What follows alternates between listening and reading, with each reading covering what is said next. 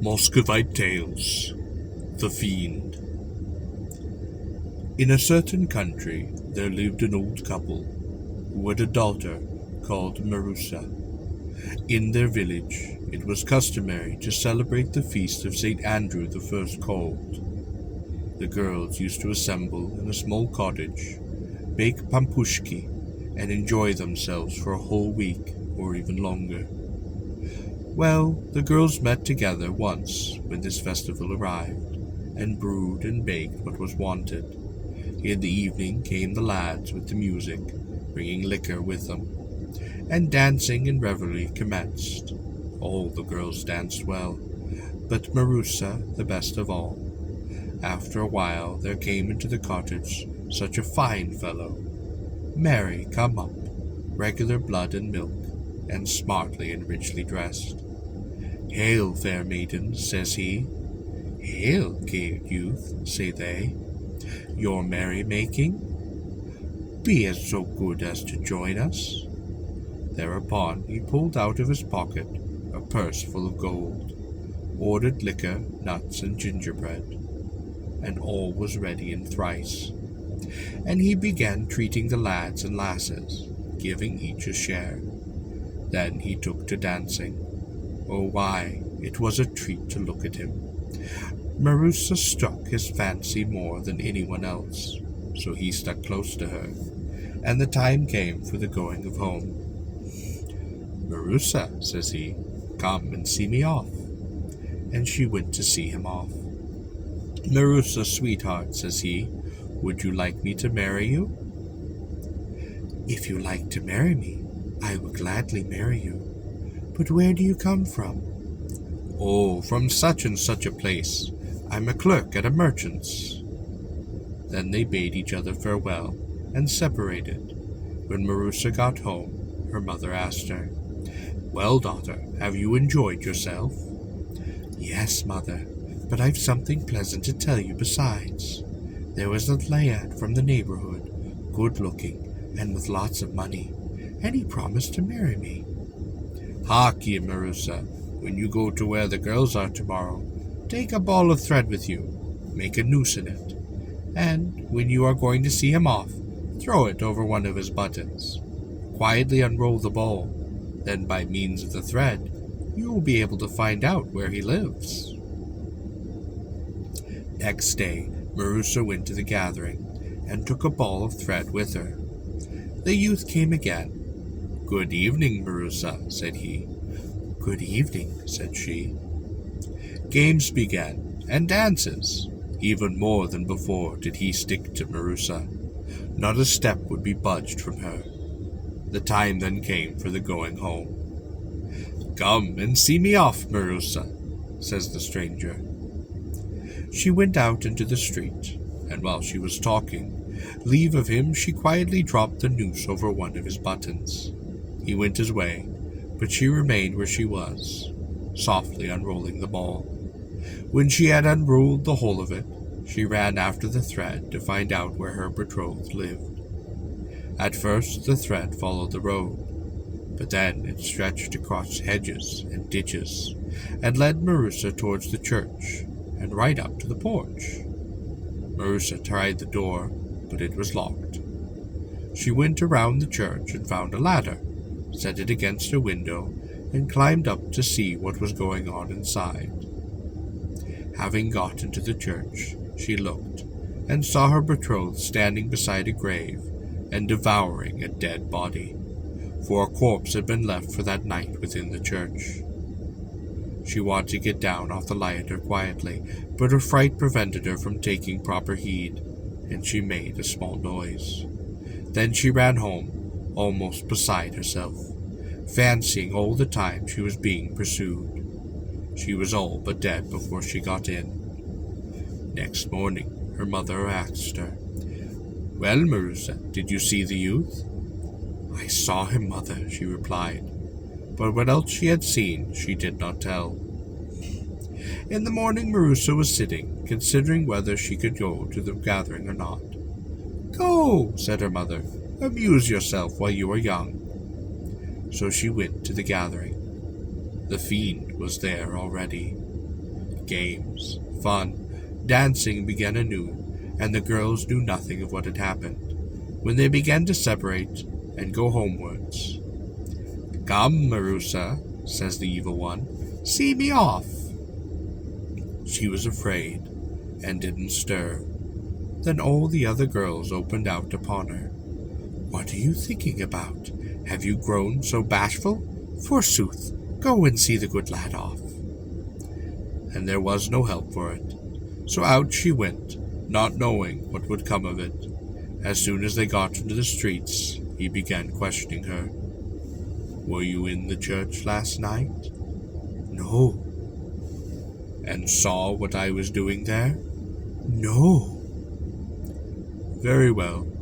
Tomorrow your father will die." Having said this, he disappeared. Marusa returned home grave and sad, and when she woke in the morning, her father lay dead. They wept and wailed over him, and laid him in his coffin. In the evening her mother went off to the priest's, but Marusa remained at home. At last she became afraid of being alone within the house. "Suppose I go to my friend," she thought. So she went, and found the evil one there. "Good evening, Marusa. Why aren't you merry?" "How can I be merry? My father is dead." "Oh, poor thing." They all grieved for her.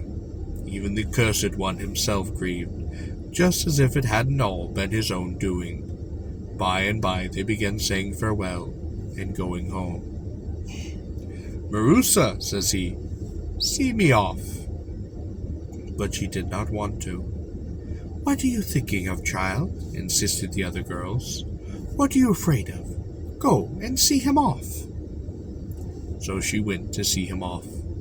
They passed out into the street. "Tell me, Marusa," says he, "were you in the church?" "No." "Did you see what I was doing?" "No." "Very well. Tomorrow your mother will die." He spoke and disappeared.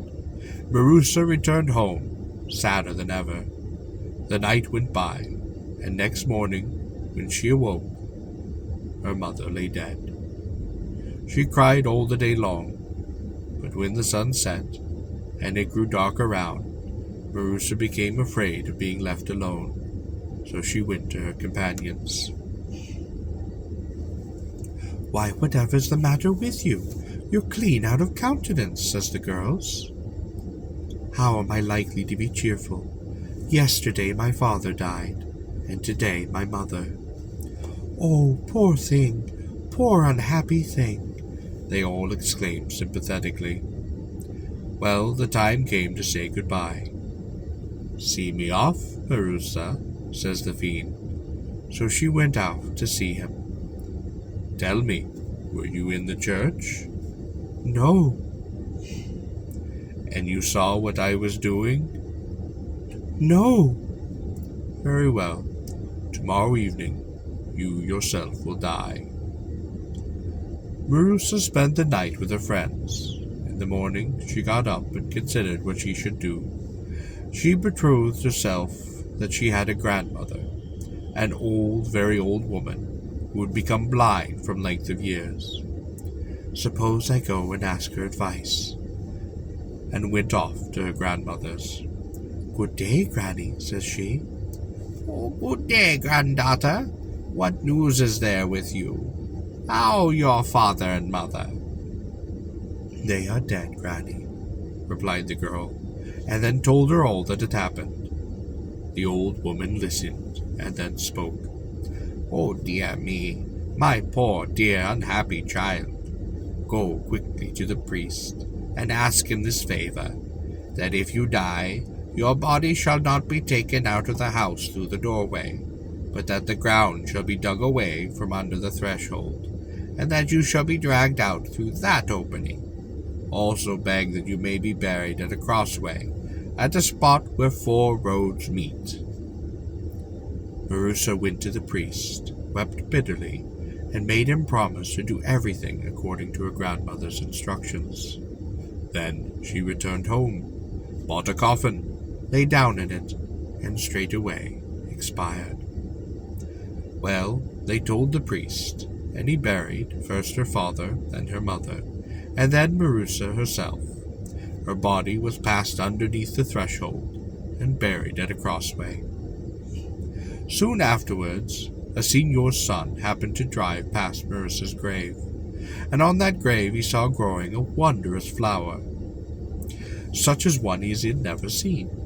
So the young seigneur to his servant, "Go and pluck up that flower by the roots. We'll take it home and put it in a pot. Perhaps it will blossom there." Well, they dug up the flower, and they took it home. They put it in a glazed flower pot, and set it in a window. The flower began to grow larger and more beautiful, and one night, the servant hadn't gone to sleep somehow, and he happened to be looking at the window, when he saw a wondrous thing take place. All of a sudden, the flower began to tremble. Then it fell from its stem to the ground, and turned itself into a lovely maiden. The flower was beautiful, but the maiden was more beautiful still. She wandered from room to room, got herself various things to eat and drink, ate and then drank, then stamped upon the ground and became a flower as before, mounted to the window and resumed her place upon the stem.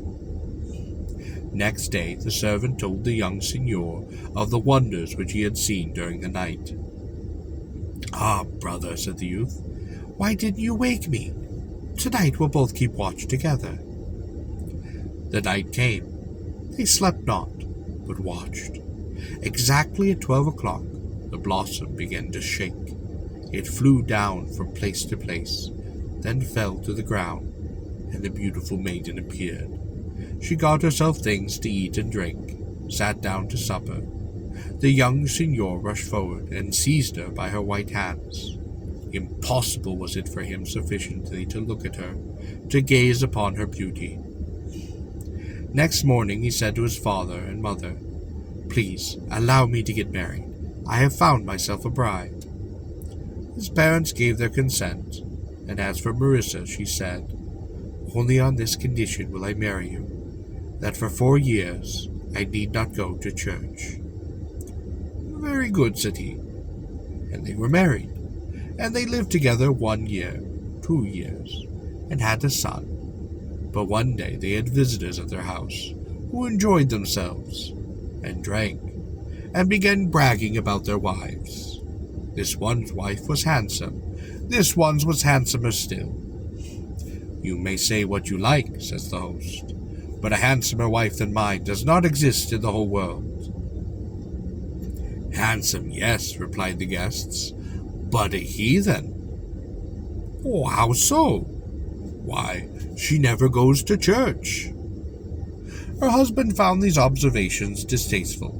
He waited until Sunday, and then told his wife to get dressed for church. "I don't care what you may say," says he. "Go and get ready directly." Well, they got ready and went to church. The husband went in and didn't see anything particular, but when she looked around, there was the Fiend sitting at a window. "Ha! Here you are at last," he cried. "Remember old times? Were you in that church that night?" "No." "And did you see what I was doing there?" "No." "Very well. Tomorrow both your husband and your son will die." Marissa rushed straight off of the church and away to her grandmother. The old woman gave her 2 phials, the one full of holy water and the other the water of life, and told her what she was to do. Next day both Marissa's husband and her son had died. Then the Fiend came flying down and asked, "Tell me, were you in the church?" "I was." "And did you see what I was doing?" "You were eating a corpse." She spoke, and then splashed the holy water over him. In a moment he turned into mere dust and ashes, which blew away to the winds.